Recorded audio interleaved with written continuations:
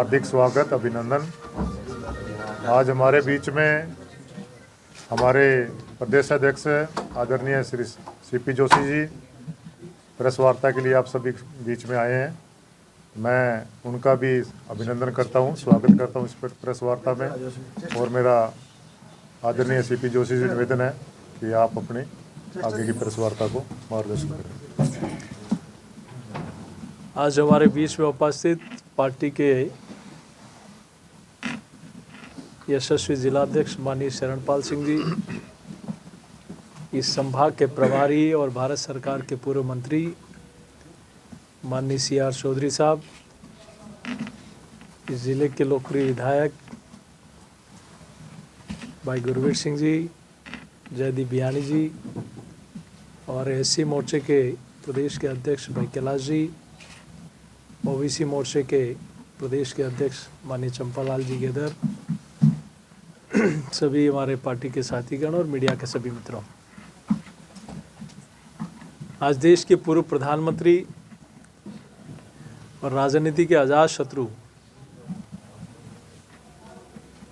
आदरणीय अटल बिहारी वाजपेयी जी की जयंती को पूरा देश सुशासन दिवस के रूप में मना रहा है और पूरा देश उनको श्रद्धा सुमन भी कर रहा है। और एक ऐसे महामनीषी जो एक कवि भी थे, इतिहासकार भी थे, एक अच्छे प्रखर वक्ता भी थे और एक अच्छे राजनेता भी थे, जिनको आज लोकप्रिय और नेताओं के रूप में पूरा देश याद करता है, जिन्होंने अपने पूरे जीवन में सुचिता से, अपनी वाक्चातुर्य से, अपनी रणनीति से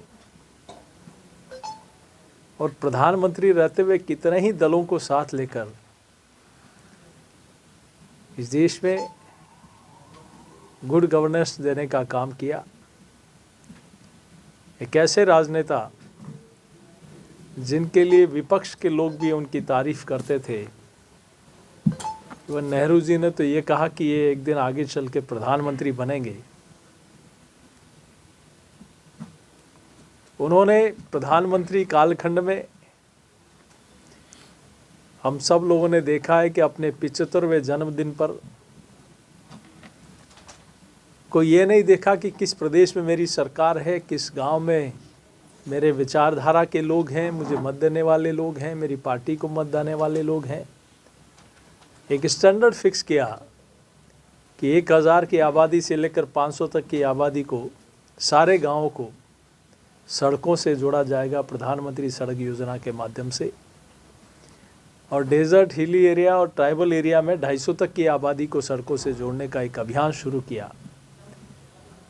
उन्होंने कहा कि मेरी देश की आत्मा गांव में बसती है और उनका बजट का फोकस भी गांव, गरीब और किसान रहता था। और उसके बाद हमने कभी सोचा नहीं था, विदेशों में 4 लाइन और बड़ी सड़कें देख लेते, ईस्ट वेस्ट कॉरिडोर हो, गोल्डन कॉरिडोर हो। उन्होंने अपने कालखंड में शुरू किया और उस कालखंड में पूरा भी किया।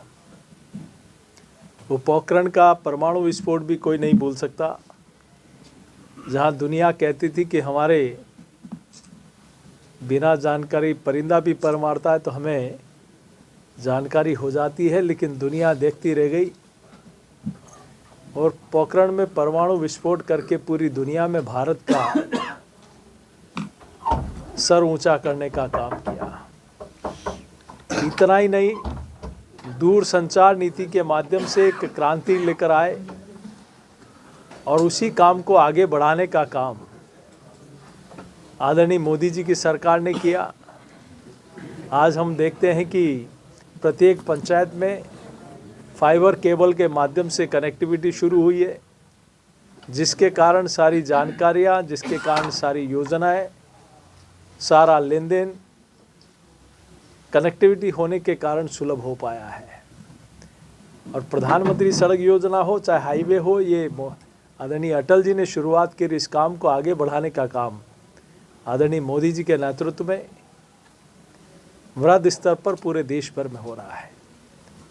चूँकि हम सब लोगों ने ये भी देखा है कि पहली बार किसी फैक्ट्री का और शोरूम का बीमा होते हुए तो देखा था, लेकिन अटल जी के सरकार में पहली बार फसल बीमा होता भी इस देश के लोगों ने देखा था कि किसान की फसल का भी बीमा होना चाहिए। ये पहली बार अगर इस योजना को कोई लेकर आए तो अटल बिहारी वाजपेयी लेकर आए, और उसमें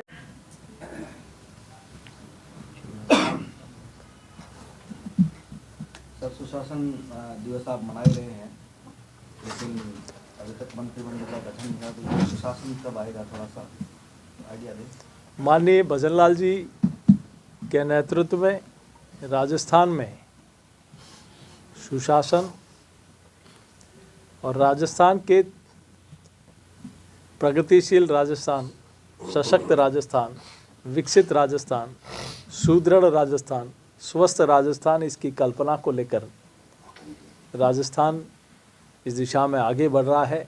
डबल इंजन की सरकार आदरणीय मोदी जी के नेतृत्व में, राजस्थान में माननीय भजनलाल जी के नेतृत्व में जो भारतीय जनता पार्टी ने संकल्प लिया है, संकल्प पत्र के माध्यम से राजस्थान की जनता को विश्वास दिलाया है, उन सभी कामों पर आप लोगों ने देखा होगा, चाहे SIT की गठन हो पेपर लीक के ऊपर, चाहे गैंगवॉर के ऊपर, इसके ऊपर एक बड़ी टास्क फोर्स बिठानी हो, और जो वादे किए थे उन पर आगे बढ़ने का काम शुरुआत हो गई, और शीघ्र ही मंत्रिमंडल की जानकारी भी आप लोगों को मिलेगी। अब पंजाब पास में 8 किलोमीटर दूरी पर पंजाब है, लेकिन पेट्रोल और डीजल पंजाब और हरियाणा की तुलना करेंगे, राजस्थान की तुलना करेंगे तो काफ़ी ज़्यादा है।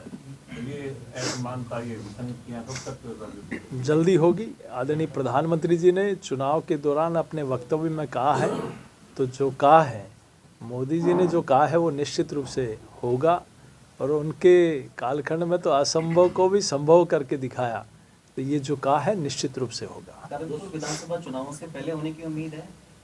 जल्दी खबर मिलेगी आपको इस विषय में। गंगानगर को प्रतिनिधित्व का क्या रहेगा मंत्रिमंडल में, एक बार और सवाल आपसे। इसमें आपकी जो राय होगी निश्चित रूप से मैं सरकार तक पहुंचाने का काम करूंगा। 3 दिन से इरिगेशन सिस्टम बंद पड़ा है और पूरे इलाके में गेहूं की बुआई कर चुके हैं, किसानों को पानी की आवश्यकता। देखिए, डबल इंजन की सरकार बनी है, अब सिर्फ वादे और नारे नहीं चलेंगे, जो कहा है उस पर अमल होगा।